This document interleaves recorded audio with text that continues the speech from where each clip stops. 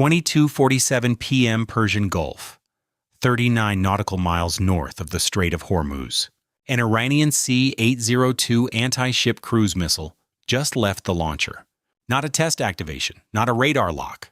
A live launch, solid rocket booster igniting on a coastal battery positioned on the southern Iranian shore near Bandar-e Abbas.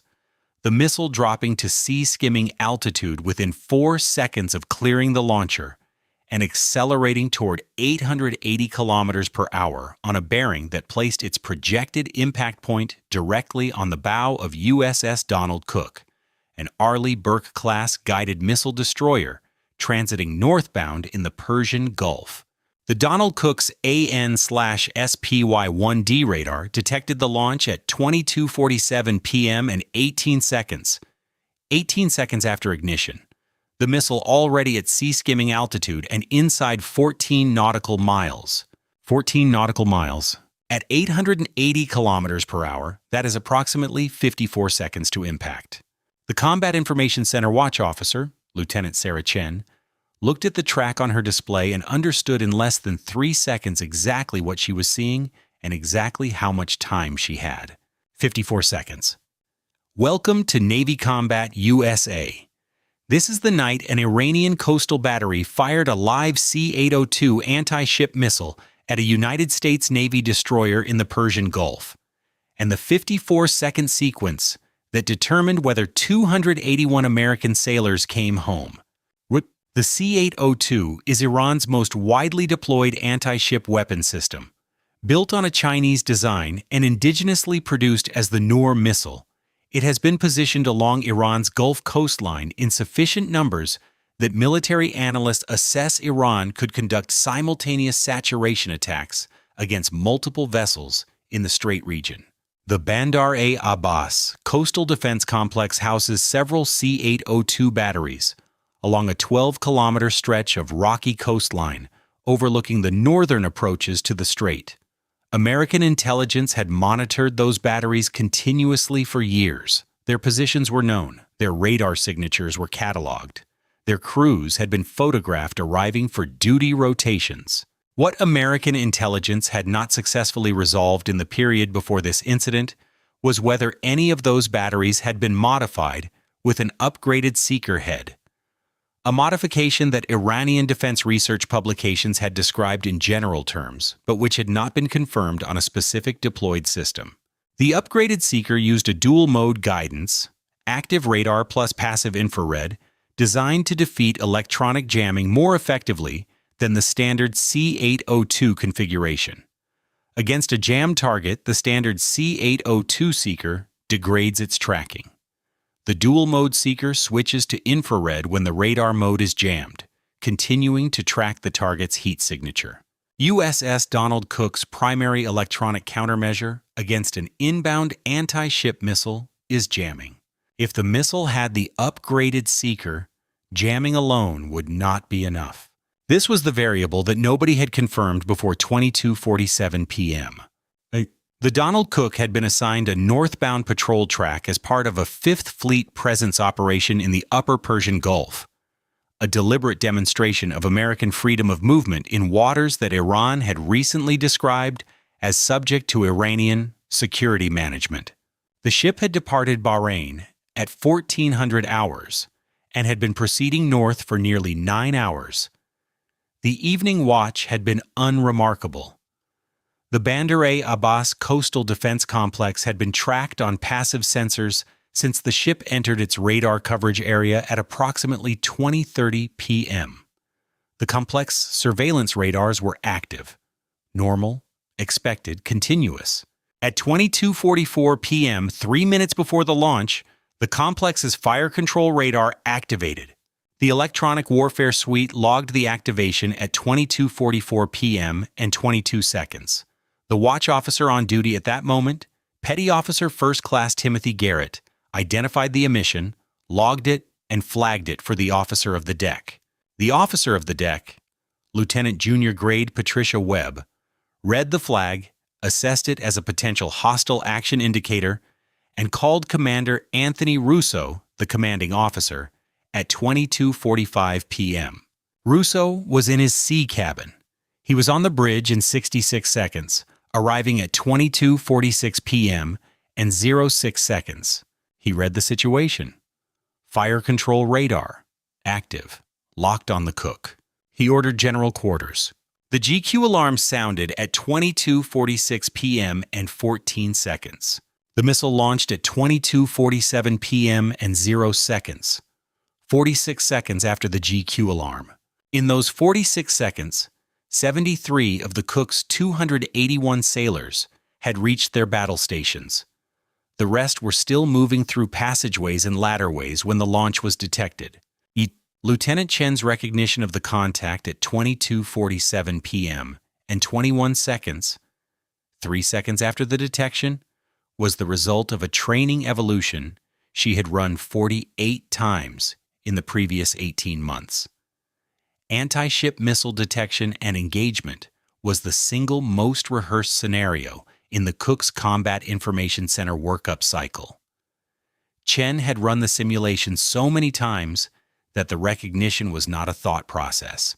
It was a reflex. She transmitted the threat on the ship's internal circuit simultaneously with authorizing the SM-2 engagement. Vampire, vampire, vampire. Inbound ASM, bearing 028, range 13.8 miles, engaging. Vampire, anti-ship missile inbound. The vertical launch system fired at 22:47 p.m. and 26 seconds. 8 seconds after detection. 8 seconds. The SM-2 Block 3B cleared VLS Cell 7 on a direct intercept bearing. The fire control system tracked both missiles, the inbound C-802 and the outbound SM-2, simultaneously. The geometry was closing fast. The intercept was calculated at approximately 6.4 nautical miles from the Cook's position. Simultaneously, Chen activated the AN/SLQ-32 jamming suite at full power on the C-802's guidance radar frequency. The C-802 track did not waver. It continued inbound at sea-skimming altitude, track stable, course unchanged. The jamming was not working. Aha! In the Combat Information Center, Chen saw the jamming failure in the track data within 4 seconds of activation. The C-802's track profile, stable course, stable speed, no altitude deviation, was the signature of a missile that was not responding to electromagnetic interference. It was the dual-mode seeker. She didn't know that with certainty. She would know it with certainty later, when analysts reviewed the track data and confirmed what the profile indicated. At 22:47 p.m. and 34 seconds, she knew only that her primary countermeasure was not working, and the SM-2 was still 21 seconds from intercept. 21 seconds, she activated the failing CIWS to local automatic and checked the SM-2 track. Intercept geometry valid. The SM-2 was on course. At 22:47 p.m. and 55 seconds, 29 seconds after the SM-2 launch, 37 seconds after detection, the missile intercepted the C-802 at 6.3 nautical miles from the Cook's bow. The C-802's warhead did not initiate. The debris field scattered across the water. Total time from detection to kill, 37 seconds. On the bridge, Commander Russo had been watching the tactical display in the Combat Information Center repeater for the full 37 seconds. He had not spoken. There was nothing for him to say. Chen had the engagement. The system had the track. The SM-2 was either going to intercept or it wasn't. It intercepted. When the kill confirmation came through the display, Russo exhaled once and then immediately. Status of additional threats. Because a single C-802 launch is unusual, Iranian coastal defense doctrine, documented in every assessment Fifth Fleet had produced in the past 7 years, emphasizes coordinated multi-missile attacks to saturate defenses. A single missile is either a mistake, an accidental launch, a misfire, a solo crew acting without authorization, or it is the first in a sequence. The electronic warfare suite was scanning every bearing. The answer came back in 12 seconds. No additional launches detected. No fire control radar emissions on any bearing except the original Bandar-e Abbas battery, which had now transitioned back to surveillance mode. One missile. Russo maintained battle stations and ordered a flash contact report to Fifth Fleet. He also ordered the ship to accelerate to 30 knots and alter course to the southwest, increasing range from the Bandar-e Abbas complex while the situation was assessed. At 22:49 p.m., the flash report reached Fifth Fleet. Rear Admiral Holloway was at his desk. The scramble order for air assets came from Holloway at 22:50 p.m., 3 minutes after the launch. 2 FA-18Es from VFA-87 at NAS Bahrain were on Alert 5. They launched at 22:53 p.m. NAS Bahrain to the Cook's altered position, 87 nautical miles, 14 minutes at best speed. The aircraft were in the air before anyone at Fifth Fleet had determined what the launch meant strategically or what the appropriate response was. That was the right order of operations. Determine the tactical situation first. Answer the strategic question second. The tactical situation at 22:53 p.m. was: one Iranian C-802 had been fired at a U.S. Navy destroyer, had been intercepted, and no follow-on launches had been detected. The firing battery was the Bandar-e Abbas complex, a known Iranian military installation. Not a proxy force, not a rogue element. A regular Iranian military installation firing a regular Iranian military weapon. The strategic question was the one that required the next 12 hours to answer, imperfectly. The FA-18Es arrived over the Cook's operating area at 23:07 p.m.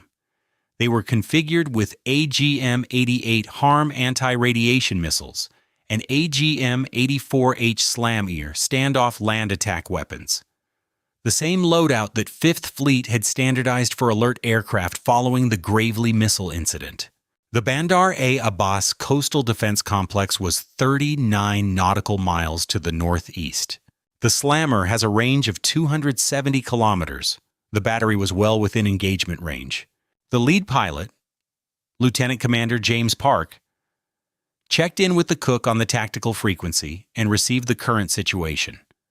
No additional launches, fire control radar back in surveillance mode, 1 SM-2 expended, no damage, no casualties. Park relayed to Fifth Fleet and requested guidance. The guidance came back from Holloway at 23:11 p.m. Establish CAP. No weapons release pending further authorization. Collect targeting pod imagery on the battery. Signals collection on Iranian communications in the area. Build the picture. Park acknowledged and took the Hornets to 10,000 feet, establishing a wide orbit pattern that kept them outside effective Iranian air defense range while their targeting pods painted the Bandar-e Abbas battery site. What the targeting pods showed was a battery in post-launch status. Launchers at rest, vehicles present, no active movement. The battery appeared to have fired one round and stopped. At 23:19 p.m., Park transmitted, "Battery appears static. No reload activity visible." One launch, no reload. At the Pentagon, the National Military Command Center had received the Cook's flash report at 22:52 p.m. The Joint Chiefs Duty Officer had briefed the chairman at 2300 p.m. The intelligence community began producing assessments at 23:15 p.m. By 0:30 a.m., two separate assessments existed, one from DIA, one from NSA, that disagreed on intent.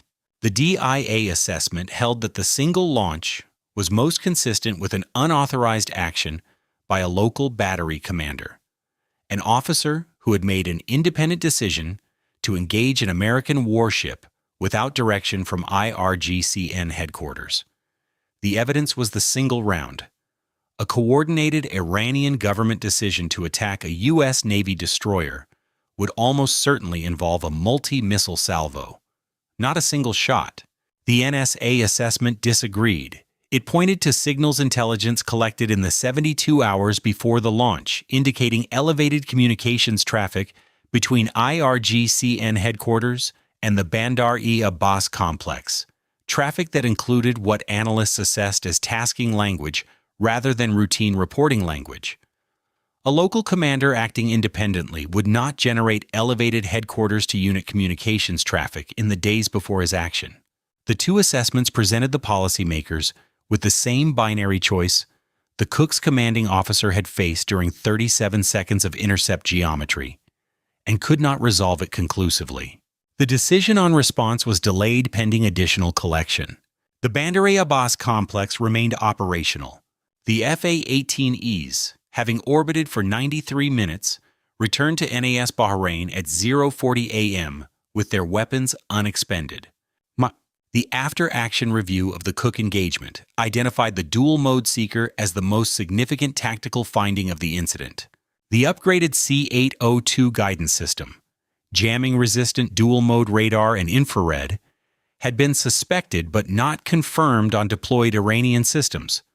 The Cook's jamming failure confirmed it.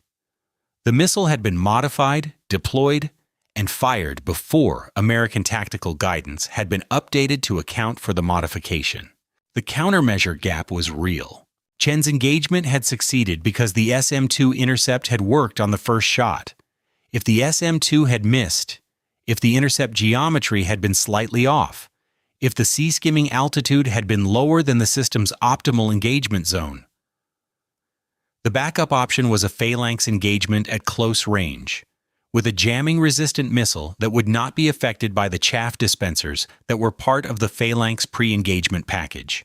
That scenario, SM-2 miss, phalanx fallback, chaff ineffective against dual-mode seeker, was modeled by Fifth Fleet analysts in the 48 hours after the incident.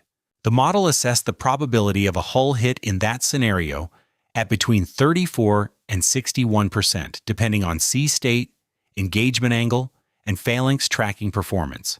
Between 34 and 61%. Those numbers were classified. They were distributed to every Arleigh Burke-class destroyer commanding officer in Fifth Fleet within 72 hours of the incident. The Cook's SM-2 had been on the right side of the geometry. By 37 seconds, and a guidance upgrade that nobody had confirmed was deployed. Lieutenant Chen received a Navy Commendation Medal for her performance during the engagement. The commendation citation described her actions as exemplary combat information center watch leadership under live missile engagement conditions. The 8-second engagement authorization Saikumi Na Pran from detection to SM-2 launch was noted in the citation as consistent with established doctrine and demonstrating exceptional combat readiness. 8 seconds from contact detection to missile launch. That is the margin the Navy trains for and almost never uses. Chen had used it. Petty Officer First Class Timothy Garrett, who had flagged the fire control radar activation 3 minutes before the launch, giving Commander Russo time to reach the bridge and order general quarters before the missile was in the air, received a letter of commendation.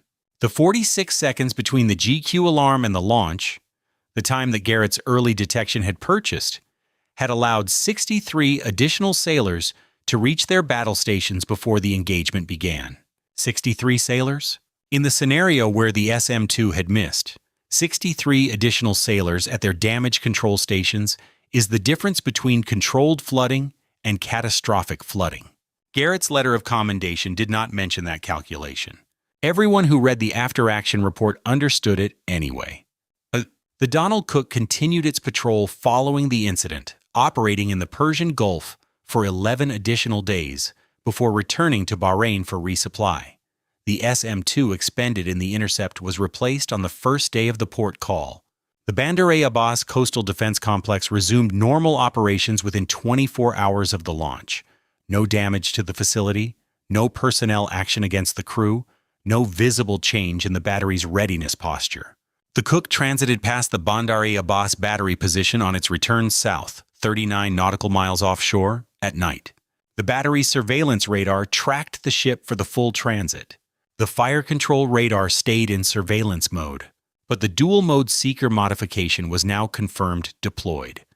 Every future transit by every American warship within C-802 range of the Iranian coast had to be planned against the assumption that jamming alone was not a reliable defense. The SM-2 interceptor was the defense, and the SM-2 cells are finite. The Bandar-e Abbas complex had reloaded within 48 hours. It had more missiles than it had on the night of 22:47 p.m. The Persian Gulf looks the same in daylight as it did that evening. Blue water, tanker traffic, haze on the Iranian coast. And somewhere in that haze, a battery crew ran its daily readiness check and reported, operational, all systems nominal, missiles on launchers. Ready? Stay vigilant. Stay informed. I'll see you in the next one.